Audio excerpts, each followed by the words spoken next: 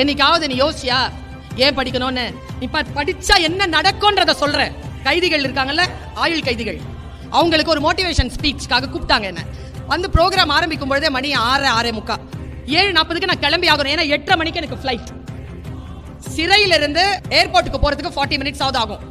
உடனே என்ன தெரியும் பண்ணாரு, அந்த எஸ்பி, அங்க இருந்த எஸ்பி, ஜீப் எடுப்பா அப்படின்னாரு. மேக்ஸிமம் 25 மினிட்ஸ் இருக்கு. டிரைவர் உட்கார்றாருங்க டிரைவர் சீட்ல. எஸ்பி சார் போய் முன்னால உட்கார்றாரு. எஸ்பி சார் முன்னால உட்காந்து பின்னால யாரும் உட்கார முடியாதுங்க. ஆஸ் பர் புரோட்டோகால் ரொம்ப விஐபியா இருந்தா தான் உட்கார முடியும். உட்காருங்க மேடம் அப்படின்னாரு. நான் பின்னால உட்கார்றேன் சார். பக்கத்துல 2 பேர் வந்து புல்லட்ல டிஎஸ்பி, புல்லட்ல எஸ்கார்ட்ஸ் வராங்க. 8:05 உள்ள போயாச்சு. அப்ப எஸ்பி சார்ல have a nice trip madam அப்படின்ட்டு சொல்லி போனார். அப்ப டிஎஸ்பி இருந்த டிஎஸ்பி அவருடைய கேடர் என்னன்னு தெரியல, முத்துப்பாண்டின்னு ஒரு போலீஸ் ஆஃபீஸர். அவர் மேம் ஒரே நிமிஷம் மேம் அப்படின்னாரு. சார் இந்த காட்சி இல்லை மேடம், இதை நான் என் மகளுக்கு சொல்ல போறேன் மேடம். என்னது சார்?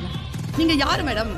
உங்களுக்காக கெஜ்ரிவால் சார் நிக்கிறாரு, உங்களுக்காக எங்க எஸ்பி சார் வந்து முன்னால சீட்ல உட்காந்துட்டு வராரு, உங்களை கூட்டிட்டு வந்து மரியாதையா நாங்க வந்து ஒரு இடத்துல கொடுக்குறோம். எங்க துறையில ஹையர் போஸ்ட்ல இருக்கிறவங்க உங்களுக்காக நின்று இவ்வளவு பணியாற்றி இருக்கிறாங்க.